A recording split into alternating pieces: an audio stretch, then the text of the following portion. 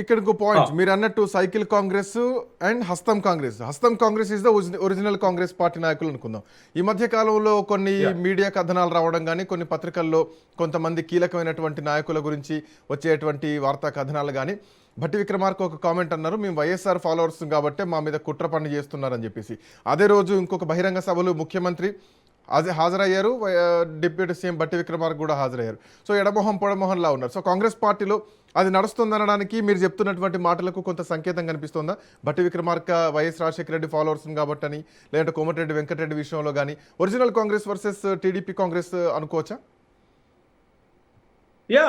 చాలా కీలకమైనటువంటి అంశం శ్రీకాంత్. మనందరికీ చాలా స్పష్టంగా తెలిసింది, కాంగ్రెస్ పార్టీ పైన ఒక అంశం పైన నైని కోల్ బ్లాక్ విషయం పైన ఆరోపణలు వచ్చినప్పుడు, అవినీతికి సంబంధించినటువంటి ఆరోపణలు వచ్చినప్పుడు ఒక మీడియా హౌస్ ప్రధానంగా ప్రొజెక్ట్ చేసినటువంటి అంశం కనుక చూస్తే, ఆ మీడియా హౌస్ కి బ్యాక్ ఎండ్ గా ముఖ్యమంత్రి ఉన్నారని, ఆ మీడియా హౌస్ భట్టి విక్రమార్క యొక్క స్టామినాని, పొలిటికల్ కెరీర్ ని దెబ్బతీయడానికి పనిచేసింది అనేటటువంటి ఒక అభిప్రాయం వ్యక్తమైనటువంటి నేపథ్యంలో ఎక్కడా కూడా అటు కీలకమైనటువంటి ముఖ్యమంత్రి, ఉప ముఖ్యమంత్రి తమ మధ్య ఉన్నటువంటి గ్యాప్ ని బయట పెట్టుకునేటటువంటి ప్రయత్నం చేయలేదు. కానీ రాజకీయ వర్గాల్లో ఆ ఊహాగానం వెలువడింది. ఆ మీడియా హౌస్ ఎవరి పక్షాన ఉన్నది, ఎవరిని విమర్శించింది అనేటటువంటి క్రమంలో తర్వాత ప్రెస్ మీట్ బట్టి మరీ భట్టి విక్రమార్క గారు క్లియర్ గా చెప్పారు, నేను రాజశేఖర్ రెడ్డి గారు అనుచరుణ్ణి కాబట్టి ఒక మీడియా సంస్థకు చెందినటువంటి వాళ్ళు మా పార్టీలో ఉన్నటువంటి వాళ్ళ మద్దతుతోటే నా పైన ఈ విష ప్రచారం చేస్తున్నారు అనేటటువంటి మాట చాలా స్పష్టత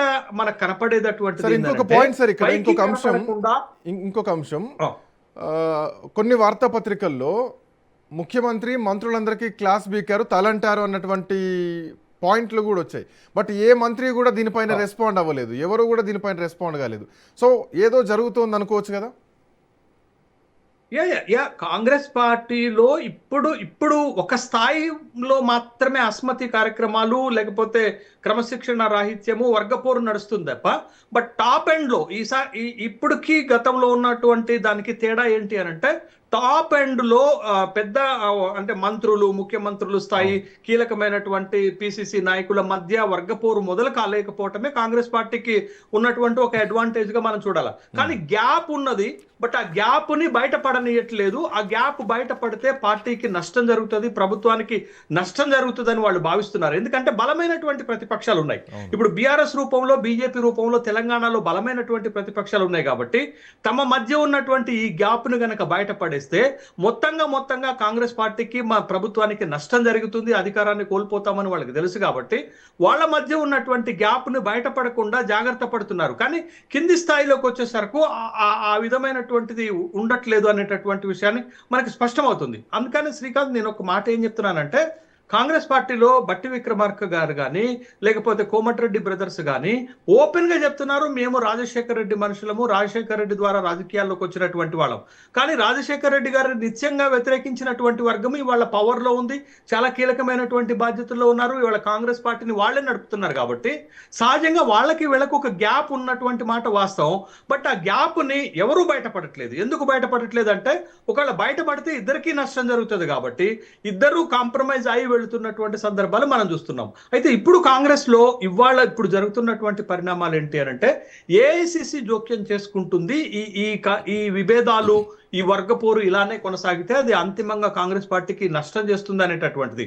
అందుకని వాళ్ళ ఢిల్లీలో మీనాక్షి నటరాజన్ తోటి కడియం కావ్య గారు సమావేశమయ్యారు, తర్వాత రేణుకా చౌదరి గారు సమావేశమయ్యారు, చామల కిరణ్ కుమార్ రెడ్డి లాంటి వాళ్ళు సమావేశమయ్యారు. ఎందుకనంటే ఆయా జిల్లాలలో వీళ్ళకి సంబంధించినటువంటి వ్యవహారాల్లో చాలా ఇబ్బందికరమైనటువంటి పరిస్థితులు. మీకు వరంగల్ లాంటి ఒక జిల్లా ఉంది. ఎప్పుడు కూడా వరంగల్ కాంగ్రెస్ కి ఇంత మెజార్టీ ఇవ్వలేదు. వరంగల్లో 12 శాసనసభ స్థానాలు ఉంటే డైరెక్ట్ గా కాంగ్రెస్ పార్టీ 10 శాసనసభ స్థానాలు గెలిస్తే, బీఆర్ఎస్ నుంచి గెలిచినటువంటి స్టేషన్ గన్పూర్ ఎమ్మెల్యే కడియం శ్రీహరి కూడా కాంగ్రెస్ పార్టీలోకి రావటం వల్ల ఇవాళ కాంగ్రెస్ పార్టీ వరంగల్లో ఒక బలమైనటువంటి పార్టీగా ఉంటే, కానీ అదే నేను ఇందాక ఏమన్నాను, సైకిల్ కాంగ్రెస్ కి, హస్తం కాంగ్రెస్ కి మధ్య పొసకటం లేదు అని అంటే, కాంగ్రెస్ వరంగల్లో కాంగ్రెస్ పార్టీ వర్టికల్ గా చీలిపోయింది.